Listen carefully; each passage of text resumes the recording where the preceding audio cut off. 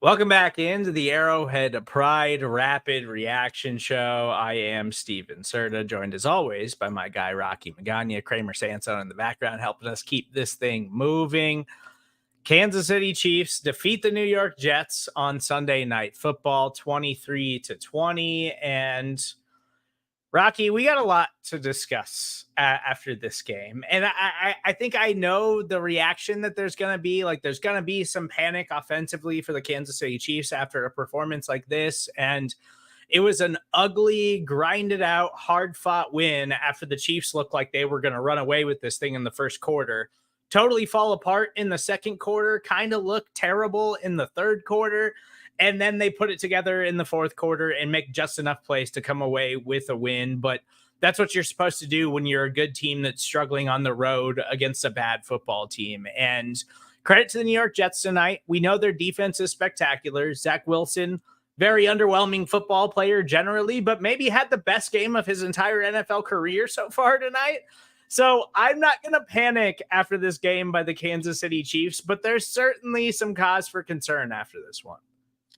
Listen, Steven Serda, not every meal can be duck confit.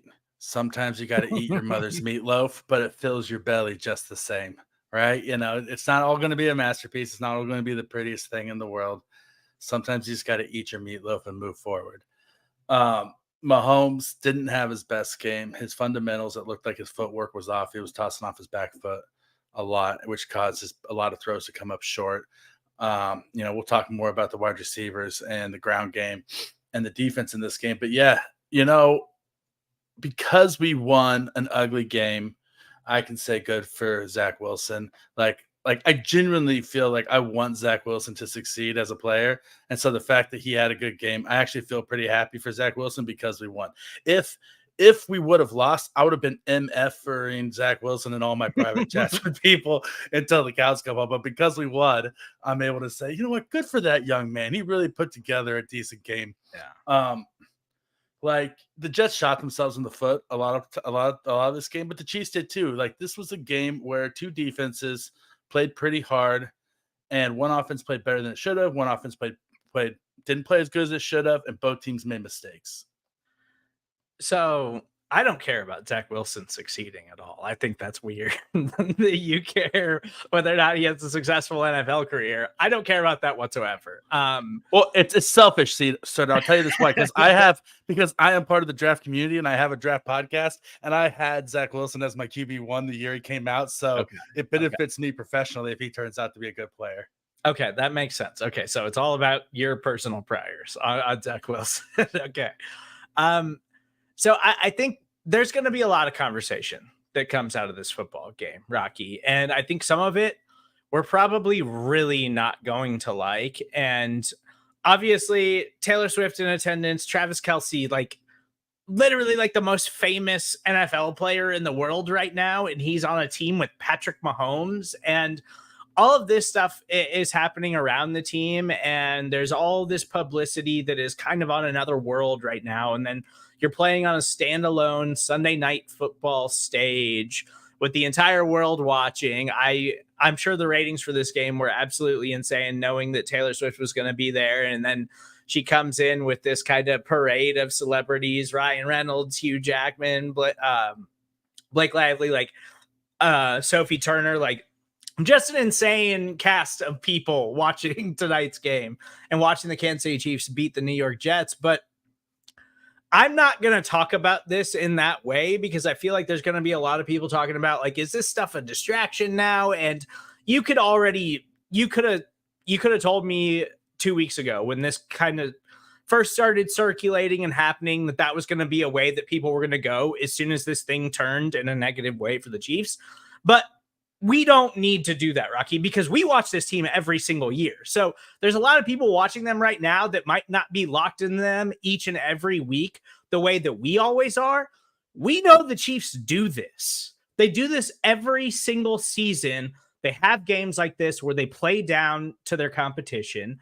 And that's exactly what they did tonight. Now, there were some positive things that came out of this game. There was also a lot of negative things that happened in this game where they come out in the first quarter and I'm thinking, Yes, this is them exposing this Jets defense that I think is legitimately one of the best in the NFL, that is extremely talented, that's got pass rushers all over the place. Their secondary is spectacular. And I was like, Andy Reid dusted off the playbook that he brought out against the San Francisco 49ers in the regular season last year. I was like, Andy Reid brought out the good stuff for this game tonight, and they're going to put on a show on Sunday Night Football. And then it just got sloppy in the second quarter. Patrick Mahomes has 2 turnovers. It's just short arming throws and inaccurate. And, you could blame some of that stuff on the stage and maybe all the eyeballs on them. Maybe it's the ankle. I don't know. They didn't have Patrick Mahomes on the injury report this week, so I assume the ankle is totally fine. So I'm not willing to blame it on all of that.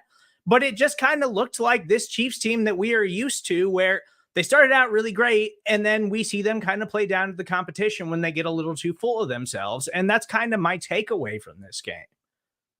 Yeah, it actually honestly, it seemed like they got up to a big lead early on and they thought to themselves, okay, we're going to roll tonight and this is going to be like last week and we're going to just put up a bunch of points. And they got a little cocky against a really good defense. And you can't fool around against the Jets like you do against Chicago. And Pat, Exactly. in the second quarter, made a couple of throws where he looked like he was trying to be too cute. And he effed around and found out, a little bit. And then the Chiefs found themselves in a 1-score game at halftime, and after that, it had just come out, score a touchdown, and they're battling for the victory from there on out. You let the Jets feel like they belonged in the game was your first problem.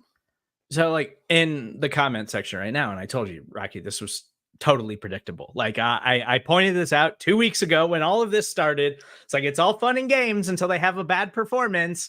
And then immediately everybody's going to go to, this is a distraction. And maybe there was some of that with Patrick Mahomes. Maybe Patrick Mahomes is like, Wolverine is up there watching this football game right now. Deadpool's hanging out with Taylor Swift and my wife and Donna Kelsey. And so I got to put on a show for them. Maybe there was some of that. I'm not going to say that for sure, but maybe there certainly was. But I would encourage all of you to go back and watch that week 1 game the Jets had against the Buffalo Bills, because they showcase what this defense is capable of. This defense is a problem. This defense is one of the toughest defenses you are going to play all season long. And they did the exact same thing to Josh Allen in week 1, but they actually beat the Bills in week 1 with Zach Wilson under center and with Aaron Rodgers only playing 4 snaps. And then they still forced, I think, 4 turnovers against Josh Allen that week, because this defense is that good. This isn't the kind of team that you can kind of have those lazy, lackluster sort of mistakes against, because the defense will make you pay for them. Now, offensively, they leave a lot to be desired, and the offense might not make you pay for them the same way the defense does. But to me, that is my biggest takeaway from this game, is that the Chiefs got a little too careless, like we've seen them do over and over and over again over the last several years. They played down to their competition, and they took this team a little too lightly. And the New York Jets defense, which I genuinely believe is one of the 5 best defensive units in all of the NFL, made them pay for it. And it almost cost them a win, but the Chiefs are able to escape New Jersey with a 23-20 win tonight. I mean, I'm not buying the whole, like, the celebrities are a distraction to the Chiefs. Like, sure, with one of them, for a long time. They've been famous for a long time. Yeah, that's what I'm saying. Like you played in 3 Super Bowls.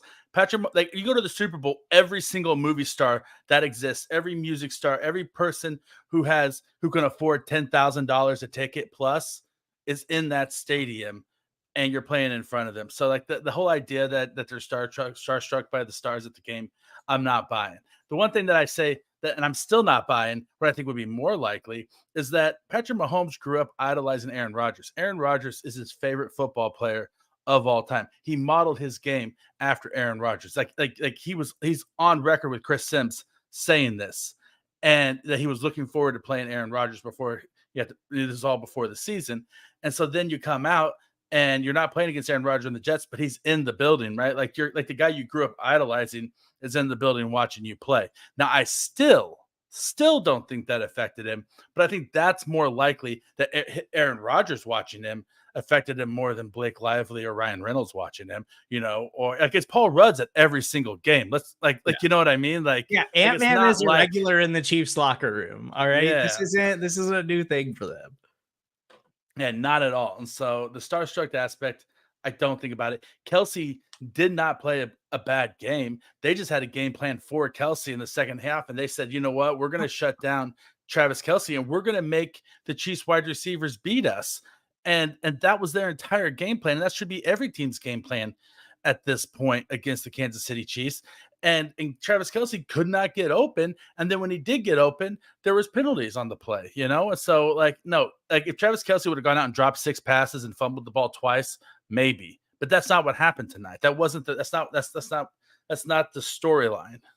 Yeah, and Kelsey didn't have a bad game. He did have a big catch that was overturned because of a penalty, but let's break down the offensive side of the ball, and then we'll move over to the defensive side of the ball. But like I just cannot stress enough, this is an incredible New York Jets defense. Like, they are loaded. That's why this team with Aaron Rodgers under center coming into this season was considered one of the legitimate contenders in the AFC. And this Sunday Night Football Week 4 matchup was supposed to be one of the biggest matchups of the season. Obviously, that didn't happen when Aaron Rodgers tears his Achilles 4 plays into the regular season, and now we get this matchup with Zach Wilson. So Mahomes was certainly off a little bit tonight, but I am going to put more on the Jets pass rush and the problems that they were giving the Chiefs offensive line. And at times in this game, the Chiefs offensive line was spectacular against a Jets pass rush that runs like 5 or 6 guys deep. Like, they're that talented. They have that many playmakers along that defensive line. And they were putting pressure on Patrick Mahomes and making him uncomfortable. And I think it was the most pressure. I don't know, have the stats in front of me, but just based on my eyeballs, it was the most pressure he's been under in a game so far this season, just based on what I was seeing, like, and the hits that he was taking, because we haven't seen him under very much pressure this season. The offensive line's been spectacular through 3 games. And tonight they were bringing the heat and they were making him uncomfortable. And maybe Mahomes was just a little bit off. And so that kind of plays into this poor offensive performance where you nearly blow a game against Zach Wilson and the New York Jets. Now, as far as the rest of the offense goes, yeah, there's some red flags continually with the offensive line. I still think the protection was solid. You get more Jawan Taylor penalties. Trey Smith had a couple of penalties tonight, and there was some ugly play. But again, that's another thing that I attribute to the Jets defensive line is just really good, and they give you a lot of problems. And the Chiefs were tired and getting worn out by all the guys that they're throwing and all the blitzes that they're sending in Mahomes and all the pressure that they're creating. And all of that plays into all of this. Like, the Jets are specifically designed for this kind of ugly performance. Thankfully, you have Patrick Mahomes, and so he made the plays in the fourth quarter that he needed to make sure that you escaped with the win. Yeah, 100%. And, you know, like, Jawan Taylor has to stop being the story. Like honestly, like he knows that everybody is keying in on him. He knows everybody's watching him, and you could see it that he made an adjustment to the way he played tonight. But the problem is that he got consistently beat, you know, after he made that adjustment. Like, he has to be able to play straight up and not get beat. Yeah, it was a bad face mask call. That should not have been a safety. The face mask started at the 2-yard line. You know, they said so much on the broadcast, but you can't. And you can't blame the game on penalties. Like, the Chiefs left enough plays on the field that it wasn't the penalties that caused the game. Now, I will say this: the penalty happened at a very inopportune time. It put the first points on the board for the Jets. It gave them the ball back. It kind of started that switch in the momentum a little bit. So, and then he had the other holding call on a big first down conversion, right? And so he has to stop being the story of the game. Like, he needs to be invisible for a game where he just plays his position and nobody notices him, good or bad, right? And then as far as the wide receivers go, like, until somebody proves that they can get any separation more than 10 yards downfield, teams are just going to be playing them under the, you know, like, nonstop. Like, the Chiefs do not stretch the ball downfield at all with their wide receivers. You saw at the end of the game, even when they were moving the chains, they were passing the ball for 4 to 5 yards at a clip. You know, like it's immediate passes to Rashee Rice and then get some catches at, you know, get some yards after the catch. It's a jet sweep, you know, to Sky Moore, or a simple quick out to Kadarius Toney. There's nobody stretching the field right now.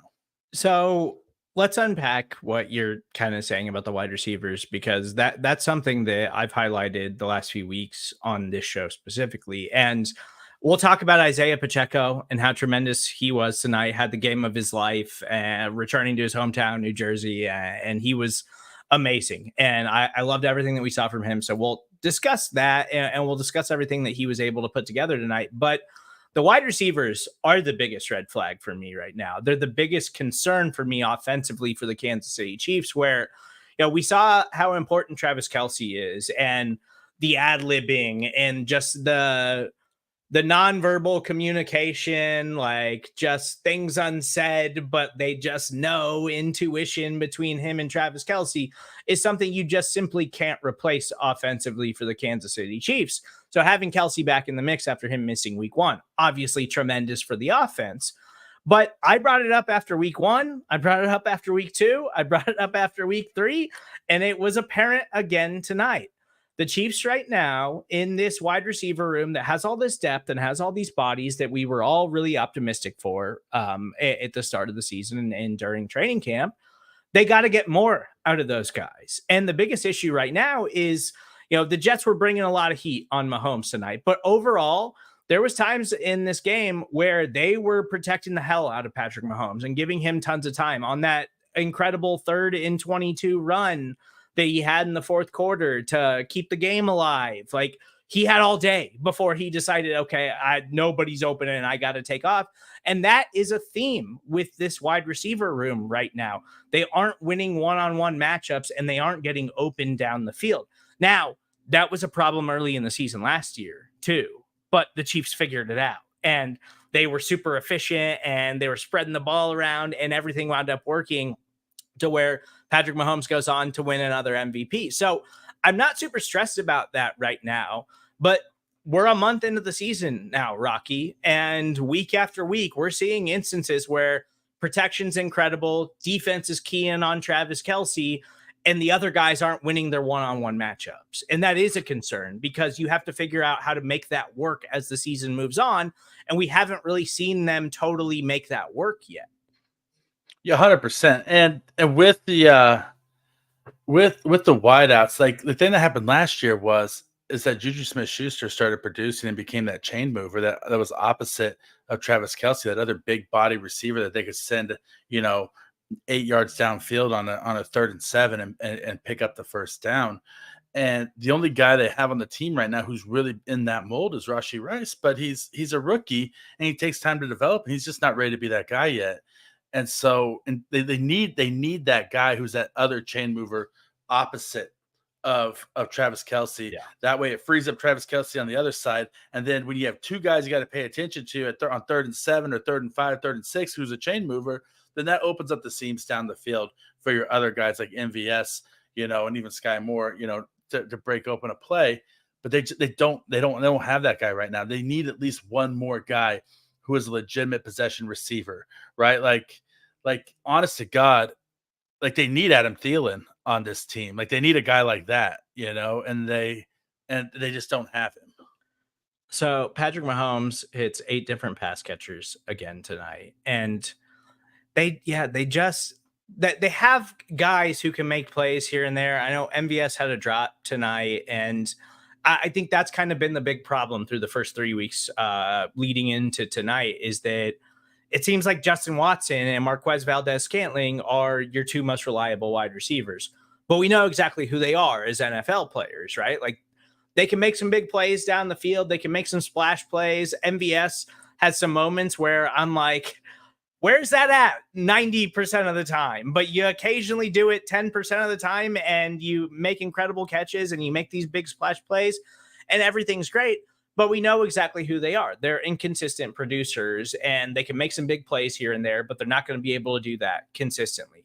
Kadarius Toney maybe is going to be that guy, and he had a nice catch tonight that was a big play for them at that moment in the game, but Toney's still not seeing a significant amount of snaps. And I think that that's his role now.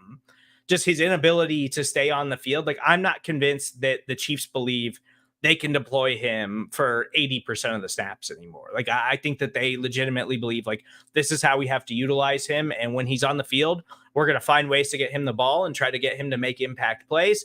But he's not a guy that we're going to be able to rely on all the time. Rashee Rice is the only one through the first 4 weeks of the season the only wide receiver in that group that I'm like, okay, well, we haven't seen how good he can really be yet. And he's still got places to go if they can figure out how to get him more involved. The problem is that Andy likes to bring rookie wide receivers along slow. He doesn't want to overload them. He doesn't want to put too much on their plate.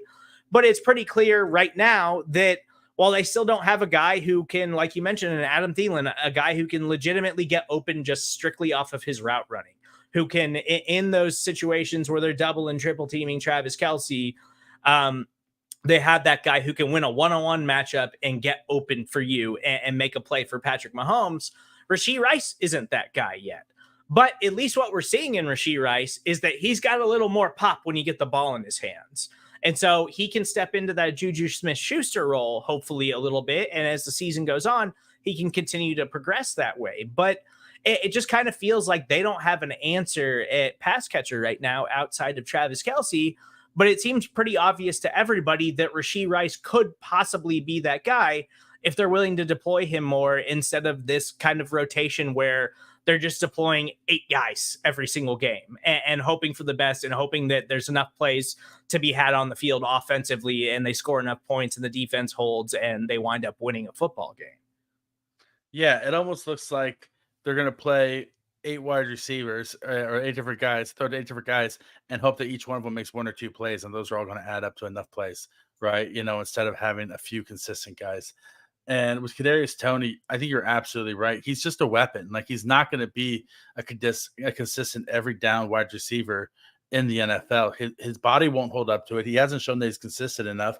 And I think that that's not where he's the most effective, right? Like, bring him in off the bench, design up a couple plays for him, kind of in that Mecole Hardman role, But yeah, it stinks because you're right. Rice isn't that guy yet, and they need Rice to be that guy. Now, week 10, is Rice going to be that guy? Sure. But what are we going to do for the next 6 weeks? You know what I mean? And so we're talking about 3-1 football teams. Like, I'm not panicking. There's going to be some panic, and tomorrow the headlines are going to be, Taylor Swift and all the eyeballs in America are on the Kansas City Chiefs now, or it's going to be the Chiefs have no pass catchers. Is this the year that the Bills finally surpass them because the Chiefs just don't have it offensively anymore? And like, all of that stuff is obviously headline overreaction. Let's react to one small sample size of the Chiefs underperforming a little bit offensively. And I just think they've got a long way to go. And we had so many questions coming into this season, and we still don't really have those questions answered. And it was all about the wide receiver room. It was all about the defense. And through a month of the season, I'm still really impressed with the Chiefs defense overall. And through a month of the season, I still have absolutely no idea who the best pass catcher on the team is outside of Travis Kelce, but I believe it to be Rashee Rice. And so I think we need to see him involved more because it seems pretty clear to me that he's got the highest ceiling of any wide receiver in that group right now. Now, I will say offensively, I loved what they did in the first quarter. It was nice to actually see them lean into the run. And this is what the Jets have been bad at this season. Like, this is an elite defense. And I think the Jets are a top 5 unit in all of football, but they've been giving a lot of big plays up on the ground. Other teams have been able to run the football against them. And we saw early on, it wasn't just Isaiah Pacheco running up the middle and trying to gash them that way. They were actually involving Pacheco in the passing game tonight. And that's something that I'm really excited about because that's something that I think is really underrated about his game when he's been given those opportunities in the past. He has made plays and has looked good that way. And he looked good that way tonight. And then he has a 48-yard touchdown, rushes for over 100 yards. Amazing story, like playing in his hometown. And it was just really cool to see that for him. But I want to see more of that because I think that's how you get the passing game going. That's how you feel more confident in these guys is by making those guys have to accept that they have to respect the Chiefs running game. And that'll open things up downfield for the passing attack. And I think that could be a significant boost to the offense in the long run if they would lean into it a little bit more moving forward. Oh, I mean, Isaiah Pacheco has developed into a complete running back. I mean, he's a 3-down back at this point. It was like his pass protection, Andy didn't necessarily trust him early on. That's why, Mike McKinnon's on this roster because for the be a 3rd down back, but they trust him now, like in the passing game, and protection and to catch the ball. And we've always known he's a beast at running the ball, but his vision has gotten a little bit better. He had a couple of runs today where he still goes east to west a little bit too much and just doesn't cut it upfield. But it's surprising what a 40-yard run like this will do for you, if you're trying to get your offense going, right? Like if you have a guy who can break a big one like this and pull away from a defense, then he has a second gear that Clyde Edwards-Helaire has never possessed. That's the difference right there. Jerick McKinnon at this stage in his career probably doesn't possess that gear anymore. Isaiah Pacheco has that one where if he gets in the open field, he can pull away from the defense. And on top of that, he seeks contact and he plays through it and gets extra yards. He falls forward. There's a lot to like about Isaiah Pacheco's game. And if you watched the Chiefs put out a video this past week about him going back home for his homecoming for the parade they threw for him after won the Super Bowl. And somebody asked if he was like how things had changed since he got drafted. He was like, I was a 7th-round pick. I haven't made any money yet. I can't afford to not be hungry. Like my life hasn't really changed that much. Yeah, I'm doing okay, basically, but I haven't moved my whole family in with me or anything because I'm making 7th-round pick money, you know? And so he's a guy I think that still has that chip on his shoulder that he wants to be able to make a name for himself. And as he said, when he got drafted last year, he came in to take a grown man's job. And I think that he knows that to hold on to that grown man's job, he needs to run angry and he can't afford to let up. And so he's all gas, no brakes, and he's fun to watch. And and here's the thing I love about Chiefs fans is we've been ingrained since Marty Schottenheimer. Like I think since Marty, we've been ingrained to love running backs. Like we had Christian Okoye, then we had Priest Holmes, then we had Jamal Charles. For a while we even loved Larry Johnson when he was good. And if we have a good running back, we love them. We love our good running backs in Kansas City. And so, I mean, Isaiah Pacheco, he was already a fan favorite last year, and I think his popularity is just going to grow. And he's just a fun guy to watch and a fun guy to root for. And he's a guy that right now, with the Chiefs offense being what it is and the receivers struggling, like if you saw tonight, the Chiefs are doing about a 50-50 split in running and passing again. And I think the Chiefs are going to continue to lean on Isaiah Pacheco to kind of get the offense going. Like when in the second half, when the Chiefs finally started moving the ball a little bit, is because they let the run set up the pass again. That's something we talked about last week, the run setting up the pass instead of vice versa. And I think that's going to be this Chiefs MO until some of these receivers start to define themselves. I want to remind you guys, if you're listening to us on the podcast, make sure you stick around after the break. We'll have all the post-game press conferences. We heard from head coach Andy Reid, quarterback Patrick Mahomes, running back Isaiah Pacheco. So make sure you stick around after the break. We'll have all that available for you. If you're in the comments section, you can leave a comment, hashtag AP Rapid Reaction. We'll try to get to a couple observations at the end of the show. I totally agree with you on Pacheco. Obviously, he still has some vision issues. There's still a lot of wasted movement sometimes just to get upfield. But when he shows the burst, when he shows the explosion and you see the speed, you're like, yes, please just hit the hole and get up there and show us that explosiveness, because we know it's there. We just need you to get there a little bit faster. And hopefully tonight, in a tough matchup, but against the Jets team that has given up some success on the ground this year, this was a big first step, and him being a significant part of the offense in a way that I think we all hoped he would be in year number 2, because this was easily the most touches he's had so far in a game this season for the Chiefs. And I want to move over to the defensive side of the ball, but Kramer, throw up the Noah Gray touchdown, just because I don't want to overlook Noah Gray's touchdown. That was from the first quarter. It feels like that was a week ago at this point, because everything was flying high. Everything was working for the Kansas City Chiefs. And then it got really ugly after that Noah Gray touchdown. So I just wanted to highlight that Noah Gray had an impressive touchdown. It just feels like it was a week ago at this point after that game. And if you watch that play, like Noah Gray scored the touchdown, but Travis Kelce caused that touchdown. There's 5 defenders on Kelce underneath, and Noah Gray just slips behind him. right? Like all the attention was on Travis Kelce on that play, and he drew all the defense in and got no great release there. So Travis Kelce didn't get a touchdown, but he caused a touchdown. So moving over the defensive side of the ball, and I don't want to take away anything from Zach Wilson tonight. Like, this was the best game of Zach Wilson's NFL career. And I think some of it was all of the conversations around him. Supposedly his defense is furious, and there's all kinds of turmoil in the locker room about, trading for a quarterback or benching him or doing literally anything to try to give the Jets a better opportunity of winning football games this season.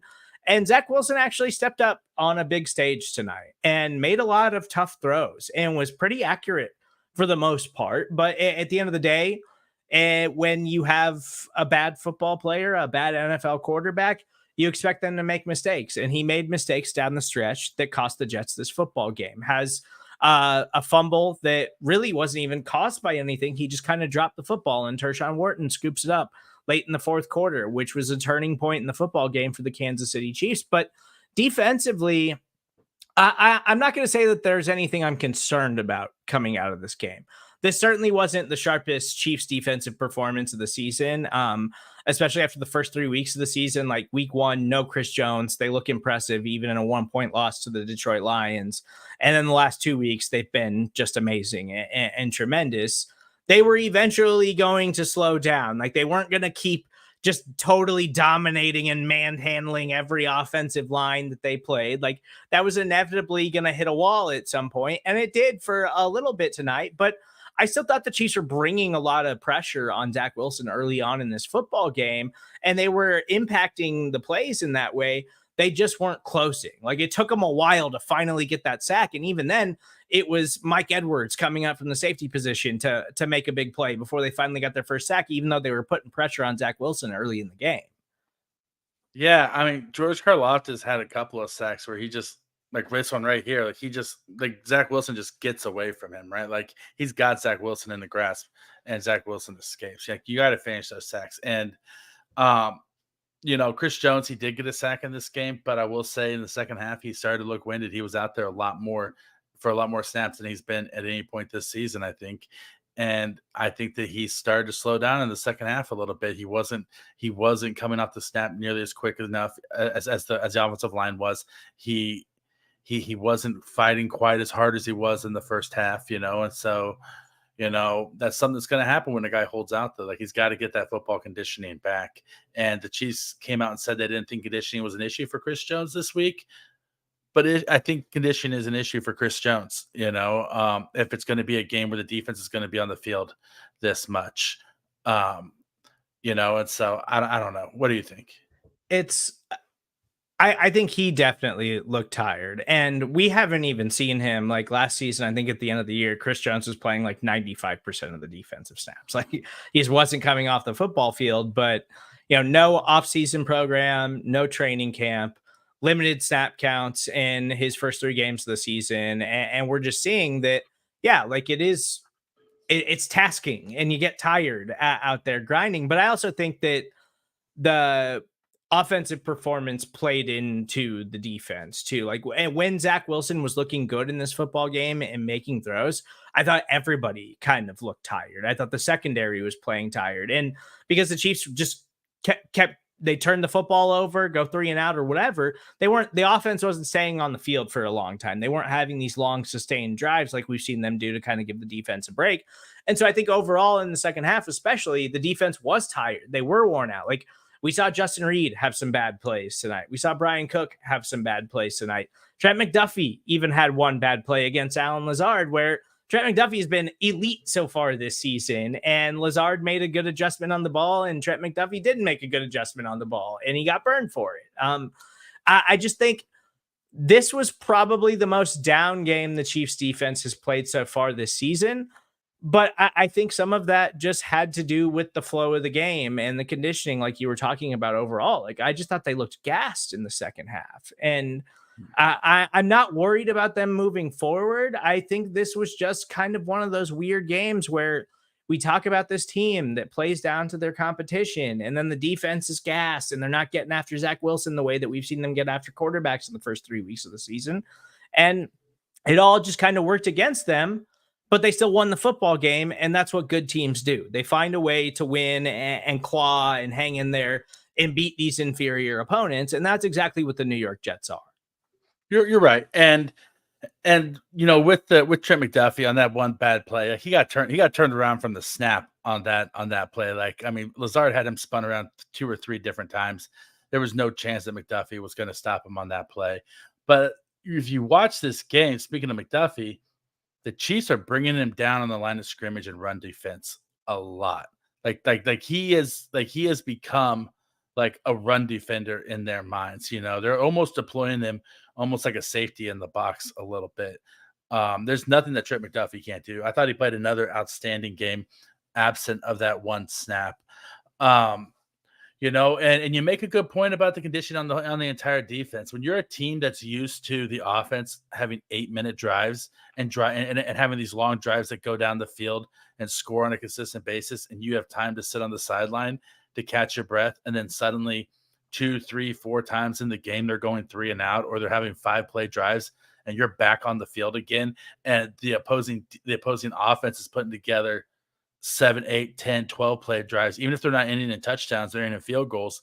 That's still a lot of time that you're on the field, and you're not having a lot of rest in between it. And in the second half, especially after the first quarter, the Jets were on the field a lot, and the Jets offense was on the field a lot, and the Chiefs offense was struggling to move the ball. So it's a good point. I also, with Nick Bolton being out, you see a lot more Leo Chenal in coverage, which is not Leo Chenal's strength. And so you saw a few plays today where they were kind of picking on him. Anytime they saw Leo Chenal on the tight end, it seemed like the ball was going to the tight end, and they were making a lot of conversions to quick passes out to the tight end where Leo Chenal just couldn't keep up with the guy. And so that's something that when Nick Bolton comes back isn't going to be as big of an issue, right? But, Nick Bolton wasn't back. And like you said, the defense fought, they clawed, and they beat a bad team, which is what you got to do. And to your point on Leo Chenal, like that's something that was game planned by them offensively. That was something they attacked throughout the game. CJ Uzama had a nice game. Tyler Conklin made some plays for them in the passing game. Like the tight ends and them challenging him when they saw him out on the field with those guys was something that they implemented offensively, is something that they wanted to make sure that they attacked tonight, and they found success with it. And that's what good teams do. Like I certainly saw progress from the New York Jets offensively tonight. I just think that overall, like the Chiefs defense had a slightly down game, and the offense had a slightly down game in a really tough matchup. But I will say, at one point, there was a moment in the game where I was like, okay, I'm worried right now. And it was when Breece Hall rips off a 43-yard run. And I'm like, there's no way Zach Wilson is going to pull this off. Like, that is not actually going to happen. There's no way Zach Wilson is going to upset the defending Super Bowl champions on Sunday Night Football with all these celebrities in attendance and Taylor Swift and, and now her relationship with everybody in the Chiefs family and all of that stuff. And the defense manages to keep it together after that huge run. They force a punt, and Zach Wilson almost throws a pick to end that drive too. It was a bad pass that winds up getting deflected, falls incomplete. They force a punt. And then a couple series later is when Zach Wilson has the fumble. Tershawn Wharton picks it up, and the Chiefs are able to seal the game basically after that. Like that 43-yard run by Breece Hall, I think that was the difference in the game, where I'm sitting there saying, okay, now I'm a little bit nervous. Chiefs responded. Defense did exactly what they needed to do in a key moment of the game. And that's what eventually led to the Chiefs actually leaving tonight with a win. A lot of people I saw on social media were kind of hitting Brian Cook for having a bad game. He maybe didn't have his best game, but that tackle saved the game on that 46-yard run to Breece Hall. He was in open field with Breece Hall was the best running back out of the draft last year. And before he got injured, he was tearing it up. He is a Pro Bowl level quality running back. You're in the open field, one-on-one, pedaling backwards against a Pro Bowl caliber running back like Breece Hall.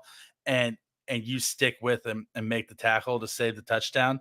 Like, that was maybe the defensive play of the game, to the extent that if they get a touchdown there and he doesn't make that tackle, then the Chiefs are suddenly playing from behind. You know what I mean? And so, I mean, Brian Cook, you fought and you battled too. So, you at least get a star for that play. And, I, as somebody who spent a lot of the offseason talking about my high expectations for Brian Cook, he's been a little up and down as a second year player who's still kind of finding his footing and figuring things out. But in my honest opinion, I think Justin Reed has been pretty up and down, and Justin Reed's been around the NFL for a long time. So I still think this Chiefs defense has potential to be one of the top 5 units in the NFL.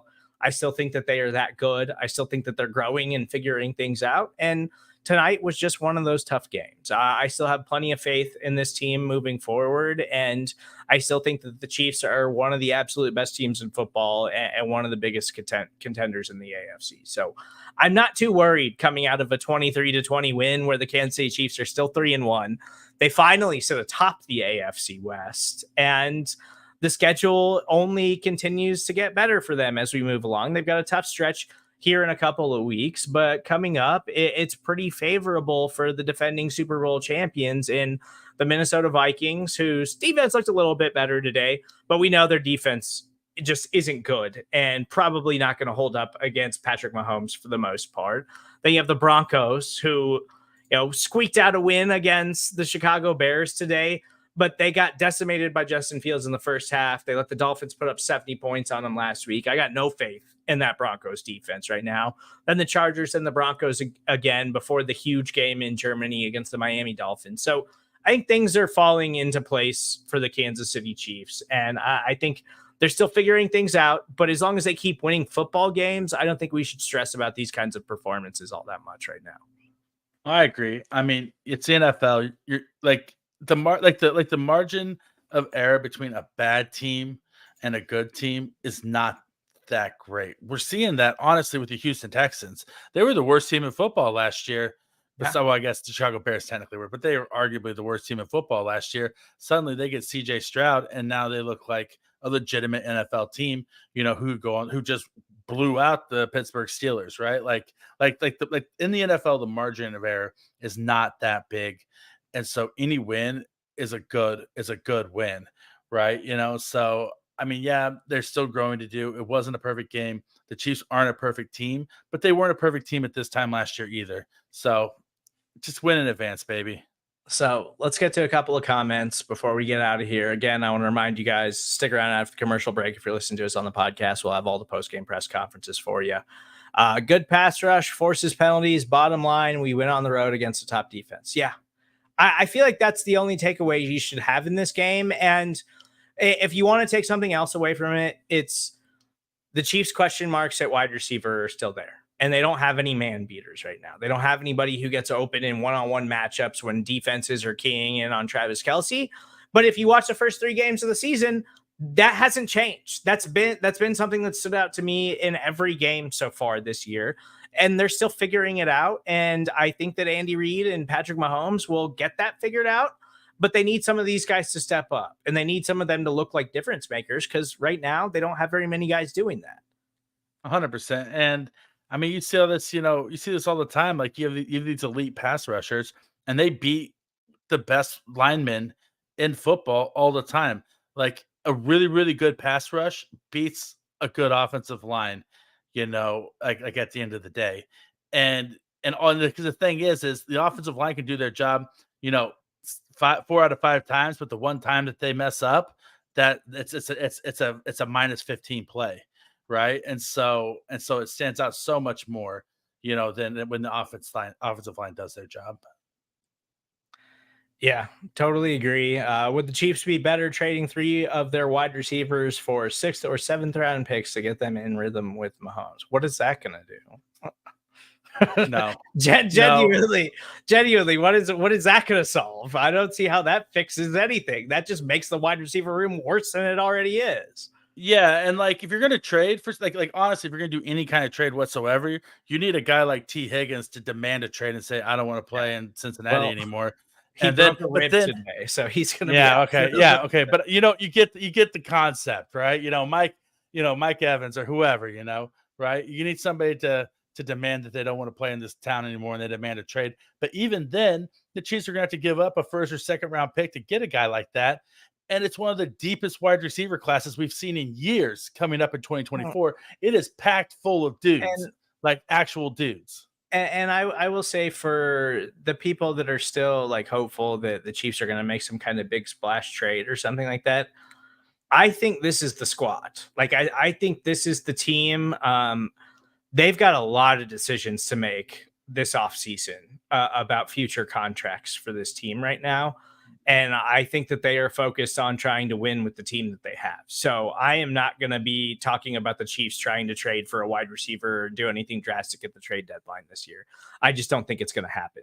They've just got too many decisions to make this offseason, especially with Snead, Dana, Chris Jones, like just defensively, Justin Reed, if they want to keep him or if they want to cut him early. And there's just too many decisions to make. Creed Humphrey, Trey Smith looking for extensions. Like there's a lot of contracts that they're going to have to dish out, or contracts that they're going to have to decide not to make. So I'm not.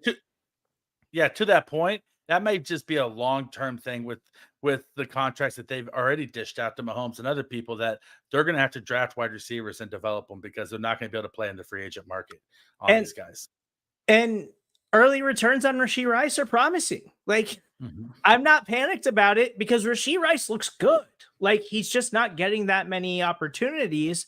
But when he's getting opportunities, I understand. I think he's got to drop in every game so far. Like, he drops passes. Okay, I get it. He's a rookie wide receiver, though. That's why he's got limited opportunities. But I think for the most part, outside of the drop passes and looking past those, when he's getting opportunities, he's making plays. And he looks like an effective football player. And he looks like he could be just a perfect fit for that Juju Smith-Schuster role that they're missing from last season. And it's just, other than that, you were kind of hoping that Sky Moore would develop more and turn into this. And the early returns on Sky Moore this season aren't great. They're not promising. Like, I'm not hopeful about Sky right now because he just hasn't had the impact that I thought he was going to have early on in the season. And I don't really see how you can be very optimistic about his play right now. Maybe Tony gets on the field more, but I'm not optimistic about him either. It's basically Rashee Rice, and that's it. Like, that's the only wide receiver I've got high hopes for moving forward at this point, because Justin Ross isn't getting on the field. And so it's Rashee Rice or kind of nobody else right now. And with Justin Ross not getting on the field, there's a reason for that. Yes, he was great in the preseason. He's a great story, and he made the team and everything. But he's also a bottom of the roster wide receiver going against number one defense. Like he was going against 2s and 3s all preseason. Like, he's going against 1s all year, and he's essentially a rookie wide receiver. He's gonna have the exact same problems that Rashee Rice had, except for he hasn't proven himself nearly as much as Rashee Rice has in actual games, So I wouldn't hold out hopes for Justin Ross making any impact this season. Chiefs improved to 3-1 on the back of an ugly, hard-fought 23-20 win against the New York Jets. They travel to Minnesota next week to take on the Minnesota Vikings, who did pick up their first win of the season today. But the Chiefs have a good opportunity to win that game and improve to 4-1 next week. And this might have been an ugly game, but they sit atop the AFC West. They're defending Super Bowl champions, and they got a hard-fought win on Sunday Night Football. And I think that is all that matters. Doesn't seem like there was any significant injuries coming out of this football game. And for the most part, you can pick it apart and you can be negative about it. It's a win. And that's my biggest takeaway from this thing, is that they escaped New York with a win, and that's all that matters for the Kansas City Chiefs. Only the third one since 1971. Chiefs are 3-8-1 against the Jets in New York since 1971. So, hey, it's a good day if you win in New York. Yeah. So it's a long, rapid reaction show. He's Rocky Magaña. You can follow him on Twitter at Rocky Magaña. Please follow Kramer at Kramer Talks. I'm Steven Serda. That's where you can find me. As always, please make sure you subscribe, rate, and review everything that we are doing on the Arrowhead Pride Podcast Network, and follow all of our incredible Chiefs coverage at arrowheadpride.com. I will be back first thing tomorrow morning with Pete Sweeney on the latest edition of the Arrowhead Pride Report. We'll talk to you guys then.